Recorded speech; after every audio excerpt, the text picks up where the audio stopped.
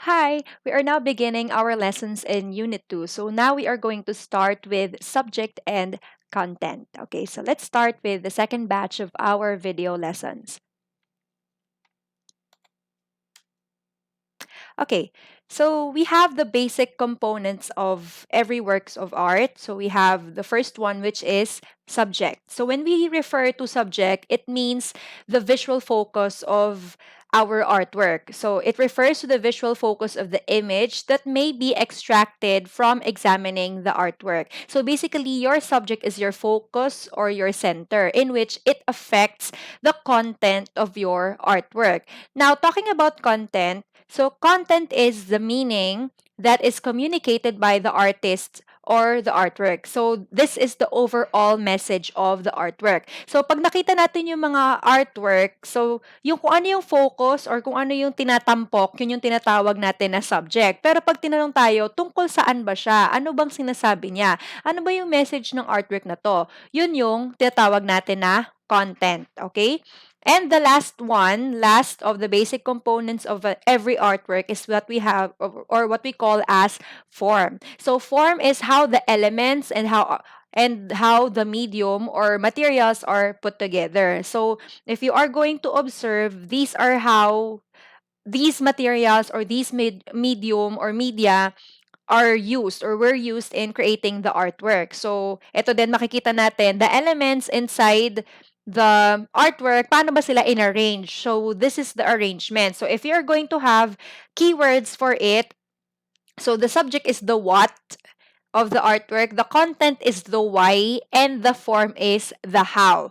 So, the subject is what can we see in that artwork? Ano ba yung makikita natin dito? What is our focus? That's going to be our subject. Now, when we say content, content is the why.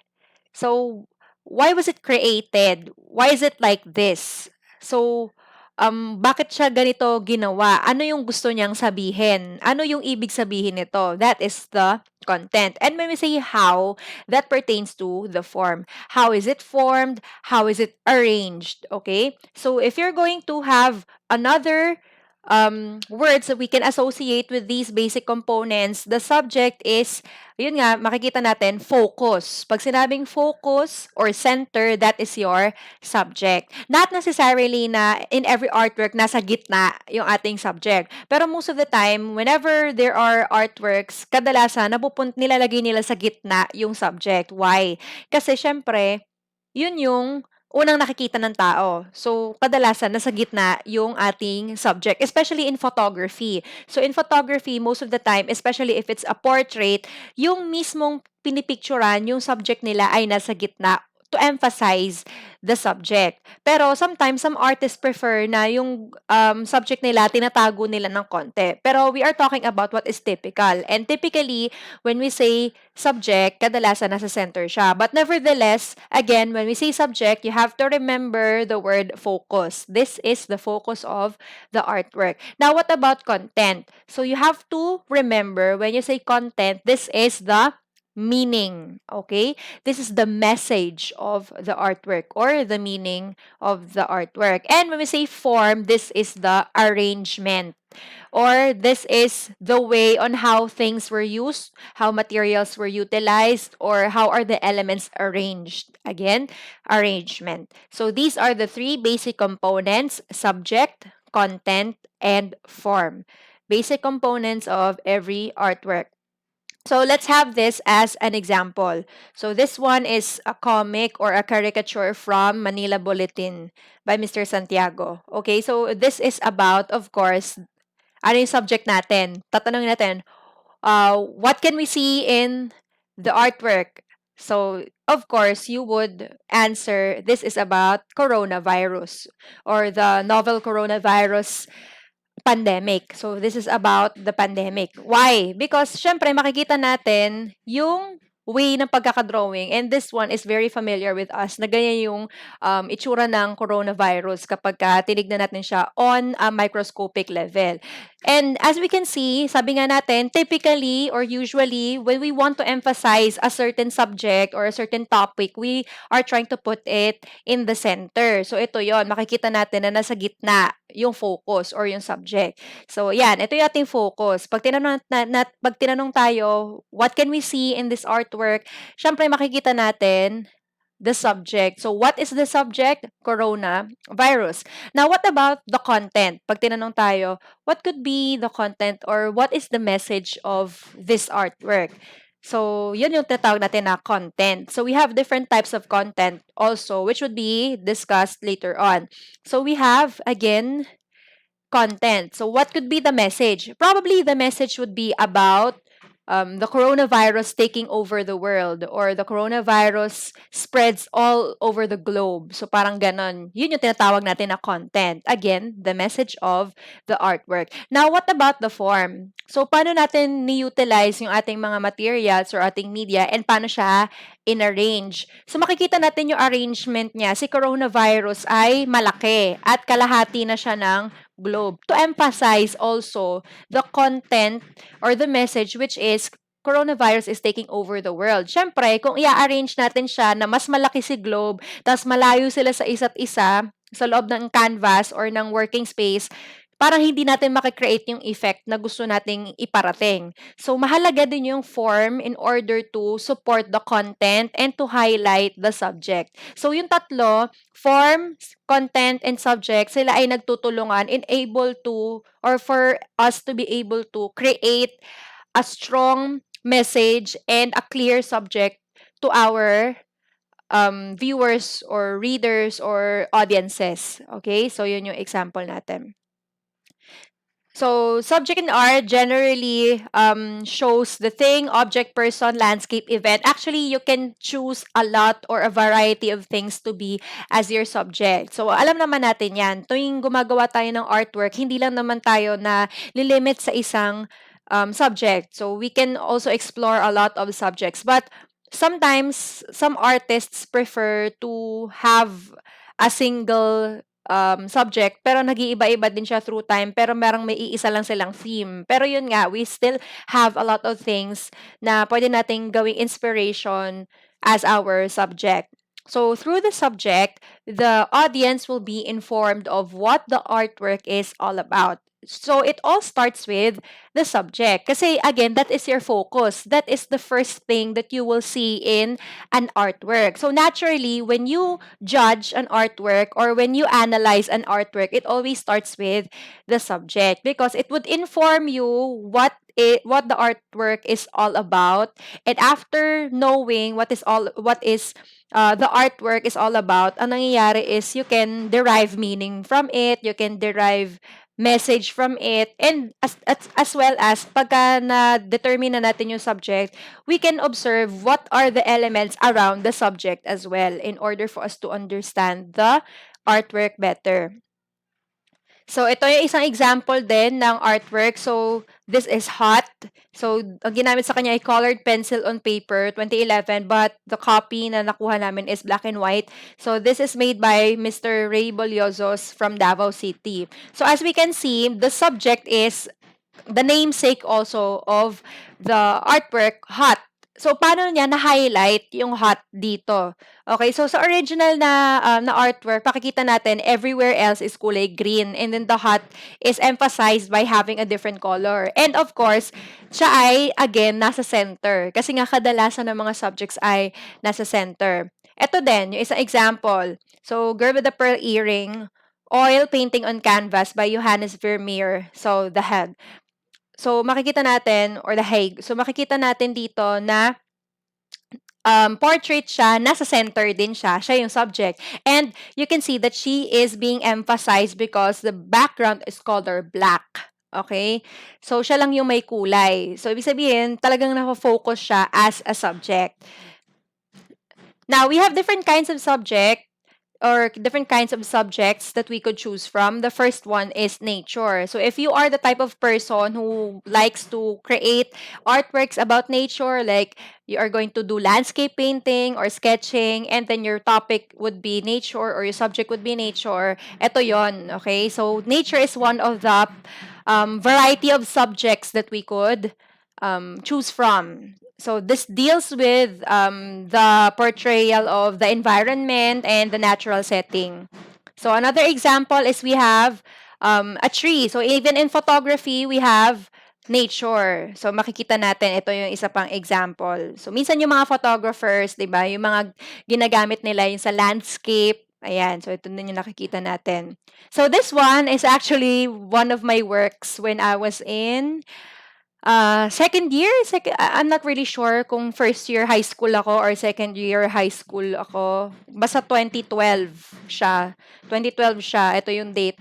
So, ito po ay gamit ko dito ay oil pastel. So, whenever I do some paintings, I really like to do it landscape painting. So, I'm not really skillful in doing portraits, but I really like doing landscape painting and drawing.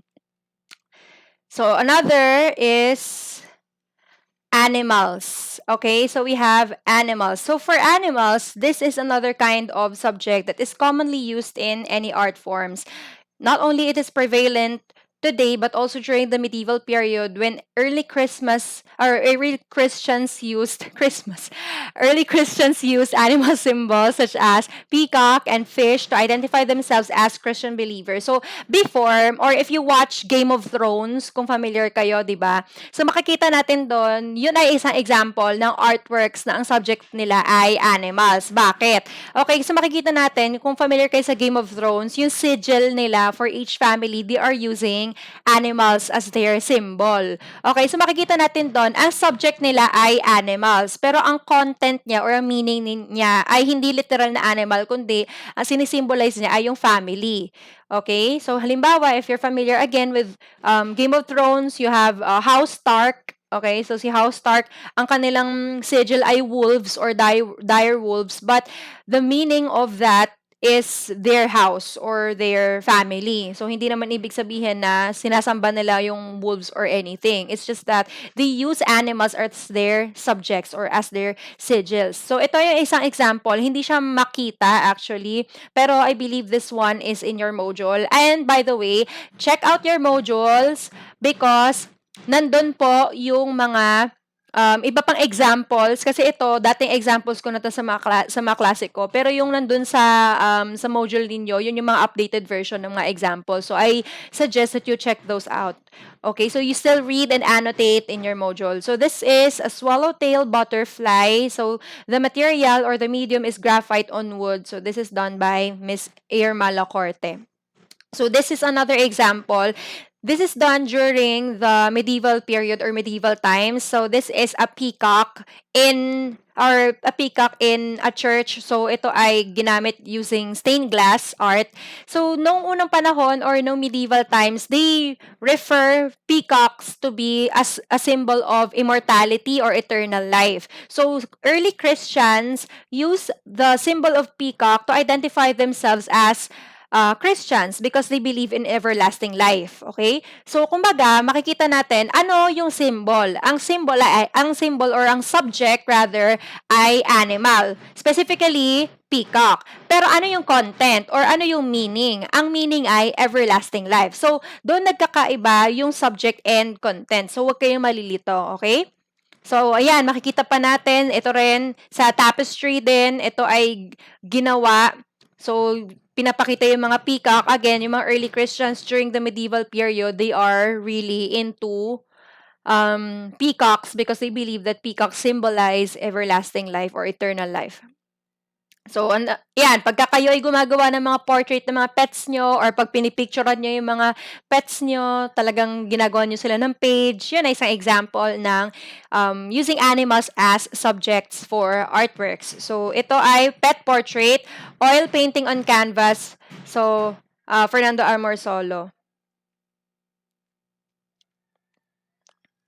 Okay, next is we have portrait or human figure. So, ito ay very common. Kapag ka ang subject ninyo ay isang tao or portrait na isang tao, automatically, the kind of subject that you are using is a portrait or a human figure. So, as done by Mr. Fernando Amorsolo, so it is his self-portrait.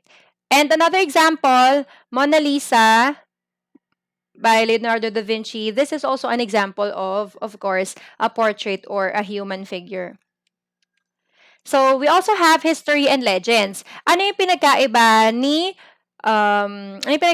ni portrait or ni human figure versus history and legends na subject? Okay, yung portrait yung portrait or human figure, these can show people, okay? Ordinary people, for example, family member, ganyan. Pero pag sinabi nating history or legends, tinatampok nila yung mga taong parte talaga ng history natin, like historical figures or yung mga historical events. Yun yung ginagawa nila. So, although katulad nito, ito ay human figure din naman, pero mas pasok siya sa history and legends because, of course, Jose Rizal is a historical figure. So, again, this kind of subject is inspired by heroes, history, or legends. So, historical events which entail real stories while legends are just imaginary. Pero, yung legends, halimbawa, si Urduha, parte din siya ng ating, or si Princess Urduha, parte din siya ng ating kultura or ng culture natin. Pero, wala talaga siyang parang exact proof or evidence that she existed. Pero parte siya ng history natin because nakasama siya sa mga parang legendary oral lore and yung mga historical accounts. Okay? So, ito yung isang example natin. Subject of history, we have Bust of Jose Rizal by Guillermo Tolentino.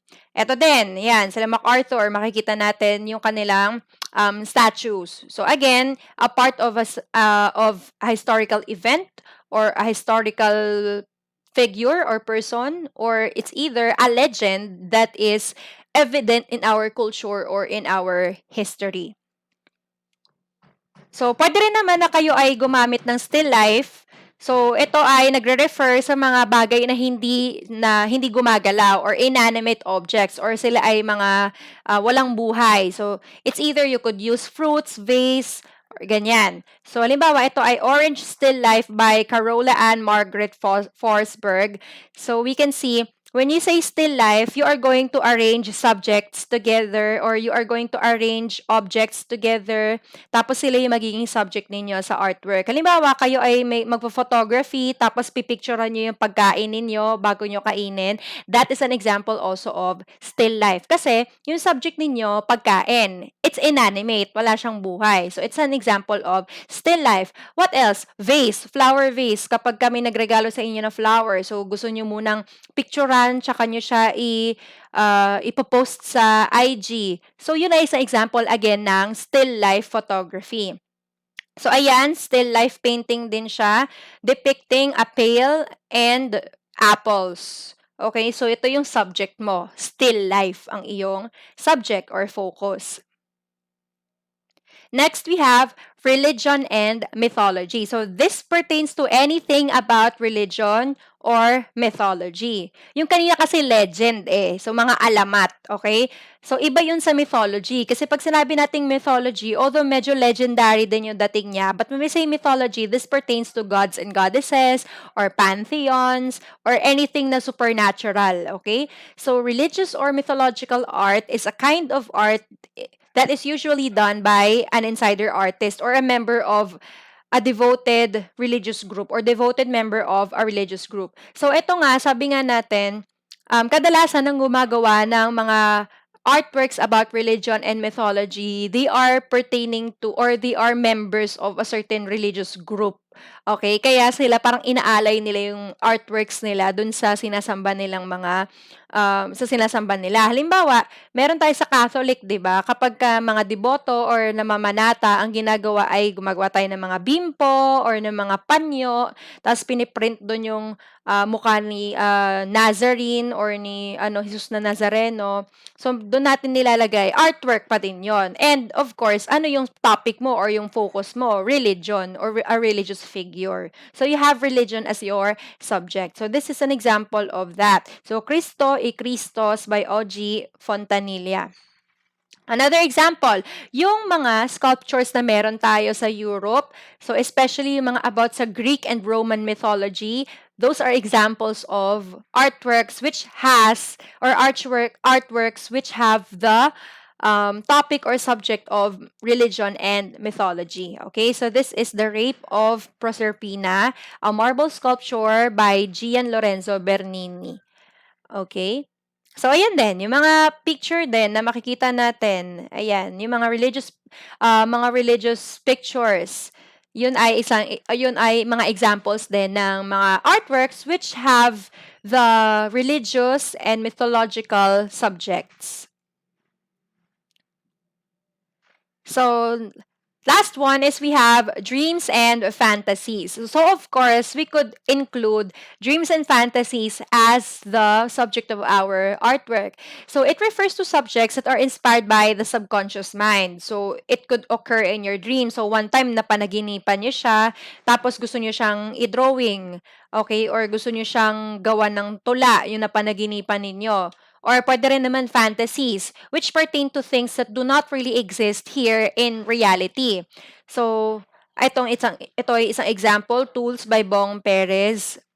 At ito, halimbawa, yung painting by Vladimir Kush. 'Di ba, we cannot see a literal na saging sa, tawag nito, sa real life na ganyan siya, may dinuduyan siya or may hinihele siya. Kasi ang saging in real life, ito ay mga pagkain lang talaga na inanimate, right? So, hindi siya anthropomorphic, okay? Hindi siya yung mga parang tao sila kumilos. So, this is an example of fantasy. So, Vladimir Kush might have been fan of bananas, tapos napanaginipan niya, so he decided to draw something like this, okay?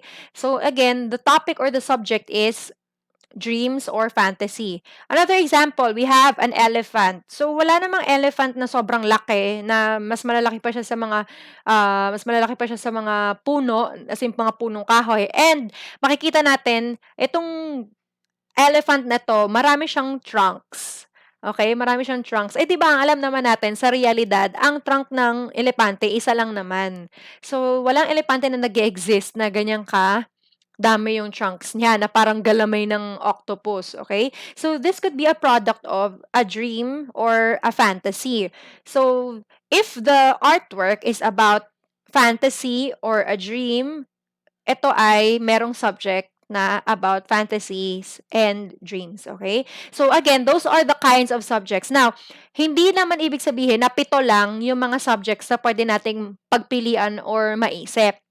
Marami pang mga subjects na pwede nating gawin or pagpilian. So, kung may naisip kayo, pwede nyong idagdag. So, dun nga, sa mga inassign ko sa inyo na mga artworks, dun sa coffee painting and dun sa freehand drawing, you can choose whatever kind of subject you want.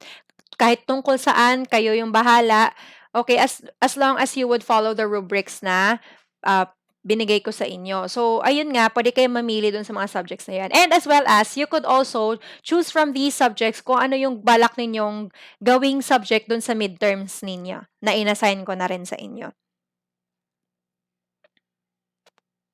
Okay, so now, sabi nga natin, we have different contents in art. So, nakabanggit ko na rin siya kanina.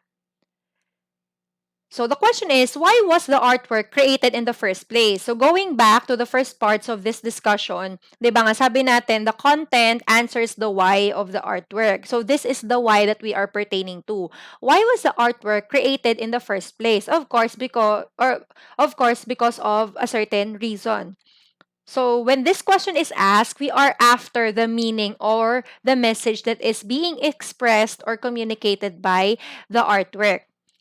So, eto yon. May iba't iba tayong level ng content. So, to have a meaning or to get the meaning or the message, we have different levels of understanding to be considered. So, the first kind of content or level of understanding the content of an artwork is we have factual meaning. So, when we say factual meaning, this is extracted from the, let's emphasize this word, identifiable or recognizable forms. Ibig sabihin, pag sinabi nating factual meaning, kung ano lang yung nakikita nating nandun, yun lang yon. Okay? Kung ano lang yung nakikita nating obvious, yun lang yung naiintindihan natin. Kaya siya yung pinakamababang level. Kaya nga siya yung first level. Kasi it doesn't really require you to analyze and understand everything about the concepts underlying therein. Ano yung gusto nating sabihin pag sinabi nating factual meaning? Nakikita lang natin what you see, what you get. Okay? So, wala na masyadong analyze, isip-isip pa. Basta kung ano yung nakikita ko, yun na yun. So, mamaya may example tayo dyan. Pag sinabi naman natin conventional meaning pertains to the acknowledged interpretation of the artwork. So, paano natin malalaman yon? We are going to decode, analyze, and understand motifs, signs, symbols, and other ciphers as basis of its meaning. So, ibig sabihin, hindi lang tayo napipirme or nakokontento dun sa kung ano nakikita natin. We feel that there is something more, that there are symbols na merong sinisimbolize atong artwork na ito. Pag sinabi natin conventional meaning or conventional level of understanding the content of an artwork, ito yung kapag may nakita tayong kulay pula, hindi lang yan basta kulay pula. Meron yang sinisimbolo eh. Meron siyang gustong sabihin. Pag umabot na tayo sa level na yon, ibig sabihin nasa conventional meaning na tayo. And lastly, we have subjective meaning. So, subjective meaning, ito yung pinakamataas. Bakit? Kasi gumagawa tayo ng sarili nating meaning,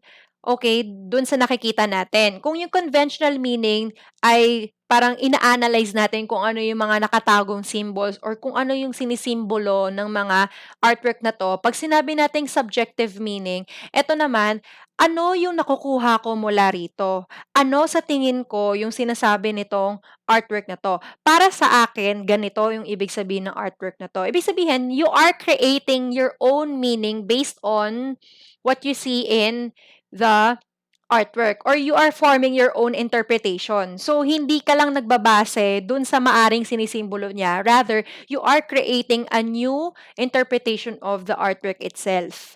Okay? Kaya siya yung pinakamataas. Now, sabi nga natin dito, subjective. Meaning, hindi sa lahat ng pagkakataon kaparehas mo ng interpretation yung katabi mo or kaparehas mo ng interpretation yung kaklase mo. When you say subjective meaning, chances are magkakaiba-iba kayo ng interpretasyon dun sa work of art na yon. Let's have, okay, another. So, subjective meaning depends on what they have learned, what are the experiences, and what they stand for. So, kaya siya nagkakaroon ng subjectivity or pagkakaiba-iba ng subjective meaning kasi nga, magkakaiba-iba naman tayo ng background knowledge, magkakaiba-iba naman tayo ng opinion, kaya malamang sa malamang, pag subjective meaning, magkakaiba talaga tayo. So, it is therefore expected that meaning may not be singular. Again, there could be multiple meanings to an artwork. So, rather may communicate multiple meanings to the viewers. Yun yung sabi natin. So, it is not singular, rather, it is multiple. So, halimbawa, ito ay creation of Adam. Okay, by Michelangelo. Okay, so this one is an example of an artwork. Now, if you're going to judge it by those three levels of understanding, if we are going to use factual meaning or factual level of understanding the content of an artwork, makikita natin ito ay merong taong nakahubad, tapos merong matanda, tapos magkadikit yung, halos magkadikit na yung hintuturo nila. Yun na yun. Factual meaning. Okay? So, again, what you see, what you get. Meron nakahubad na lalaki, tas may matandang lalaki, tas may mga kasamang parang mga bata yung matandang lalaki, tas parang nasa bangin tong lalaki na nakahubad. You're just going to describe the identifiable or recognizable forms that you can see in an artwork. Okay? So, ang mangyayari, what you see is what you get. You're just going to, again, literally describe everything that you can see. Okay? In the artwork. That is factual meaning. And of course, yung factual meaning, hindi siya pwedeng magkaiba-iba. Kasi nga, unlike subjective meaning, which is opinionated, kasi nga, depending on the viewer himself or herself, yung factual meaning depends on the artwork itself. Okay? So, kung ano yung nakikita mo sa artwork, yun na yun. Kaya nga siya factual. So, ibig sabihin, hindi pwedeng sabihin ng katabi mo na, ito, may damit naman siya.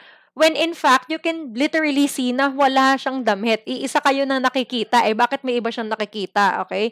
So, ibig sabihin, pag factual meaning, ito yung point na pare-pares pa kayo ng interpretation or pare-pares pa kayo ng nakikita. Kasi, again, you are only pertaining to the recognizable and identifiable forms and elements in the artwork.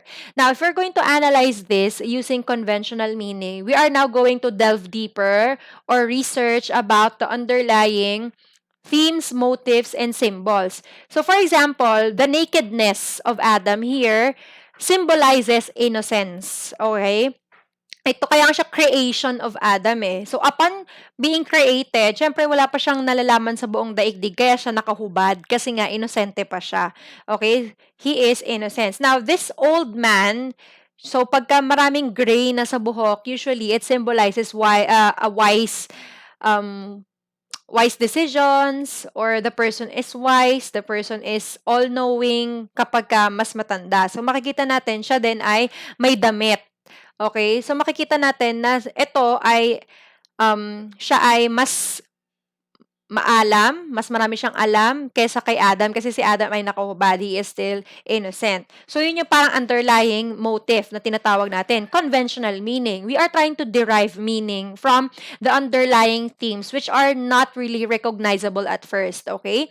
So, another symbol could be, yun nga, yung the way na hindi nag-touch yung kanilang fingers, ano daw yung sinisimbolize niyan? Bakit daw hindi nag-touch? Kasi nga, parang sinasabi ng mga artist dito is, we can never really reach God. We can never really come to the same understanding as God. Kasi nga, there is always a very tiny gap. Kaya nga, hindi natin kayang maarok yung isip at yung talino ng Diyos. Kasi nga, hindi tayo kumbaga dikit sa kanya 100%.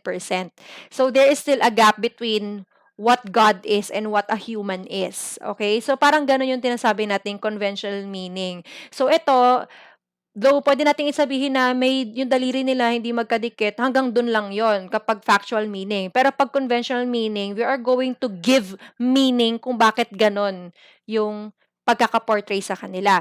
Now, if we're going to talk about form, kanina 'di ba, how are the elements arranged? So, paano sila inarrange? Makikita natin si Adam, nasa mas mababang pwesto siya kaysa kay God. Si God ay mas mataas, okay? Si Adam ay mas mababa. So, nakaslant si God kay Adam. So, ito, makikita natin, it again emphasizes that God is superior and humankind is inferior compared to God. Okay? So, makikita natin dyan. Tapos si God, makikita natin siya ay lumulutang. Si Adam naman ay nandun sa parang bangin. So, kumbaga, si God ay merong power to float while Adam wala. Siya lang ay isang human. Again, form is also important for us to derive meaning, okay? Sa subjective meaning naman, eto, magkakaiba-iba na tayo nito. So, maaari may iba kayong interpretation about this painting, and ako din, meron din ako ibang interpretation about this painting. So, that is what we call as subjective meaning. So, ito din, kapag factual, pag dinescribe natin siya through factual meaning, sabihin lang natin, merong lalaki, tapos madilim yung paligid, tapos meron siyang anino, tapos yung anino niya rainbow. Ganun na yon. Okay? But if we're going to analyze this using conventional meaning, so we could understand that the rainbow symbolizes, of course, LGBT or LGBTQIA+. Okay? So makikita natin na this is not just a simple rainbow. This rainbow symbolizes something. So kapag you are trying to give meaning to what could be this symbol is all about, that reaches conventional meaning already. Now, as for subjective meaning or subjective interpretation, yun na yung magiging magkakaiba-iba tayo. So, for subjective meaning, again, this is your own interpretation on the artwork. So, for me, sa akin, yung aking interpretation dito is yung mga clergy, yung mga pare na um, tinatago nila yung kanilang identity as members of LGBT, or sila ay parang um, ang nangyayari sa kanila ay sino-suppress nila, closeted gays sila. Why? Kasi sa akin, 'di ba, yung mga ganito, yung mga arch, yung mga ganitong klaseng mga entrances, ito ay parang entrances sa hallway ng mga simbahan, eh. Tapos yung damit niya kasi parang yung damit din ng mga pari. So parang yung sa akin, the subject or the topic and the content of the artwork is about being a closeted gay as a member of the clergy. Okay? Next is this um, artwork. So for example, we have these artworks. So ito ay photography. So makikita natin dito, factual meaning. Sa factual meaning muna tayo. Ano yung nakikita ninyo? So may mga bata, ayan, tapos iba't iba yung mga suot nila, tapos iba't iba din yung suot ng mga lalaking nakatayo, ganyan. Tapos mga parang para silang mga pinako. Yun na yung ano, 'pag sinabi nating factual, it ends there. Basta kung ano lang yung nakikita ninyo, what you see, what you get. But when you try to understand the content of the art in conventional meaning or conventional level, yung mangyayari ay, yun nga, you're trying to explain, you are going to give meaning to these symbols. What could be the motives underlying? Okay, so dun sa nabasa ko dito sa artwork na 'to, pinapakita niya yung iba't ibang dangers na napapaharap sa mga bata. Halimbawa, yun nga, pedophilia, ito din same din, pedophilia din. Okay? Tapos ito naman ay war, yung mga batang naiipit sa mga lugar na puro giyera, so yung mga batang refugee. Tapos yung ito naman ay yung exploitation ng laman loob ng mga bata. Ito naman ay terrorism sa schools. At ito naman ay obesity. Oh, so makikita natin dito na yung meaning na yung content na dinidiscuss nila, hindi mo kagad makikita unless you are going to analyze the underlying elements that you could see in the artwork. Now, as for the subjective meaning or subjective content, so it's now up to you. So, while you are watching this video, pwede nyo naman na i-pause yung video, tapos you are going to analyze this for yourself. So, kung ano man yung makuha ninyong meaning or kung ano man yung interpretation na mabuo ninyo, yun po yung sinasabi natin na subjective meaning or subjective level of understanding content. So, this is from Eric Ravelo. So, that ends our presentation. So, maikli lang yung presentation natin about subject and content. So, I'm going to upload other videos for lesson 2 about medium and technique, about artists and artisans, and of course, about the elements and principles of art. Now, after that I've uploaded these videos, you may now start your midterm exams na diniscuss ko sa inyo nung orientation. So, thank you so much for watching the video. I'm really sorry if I still look awkward to you because this is my first time to take a video of myself discussing. Okay, so maraming salamat po sa panonood ng video.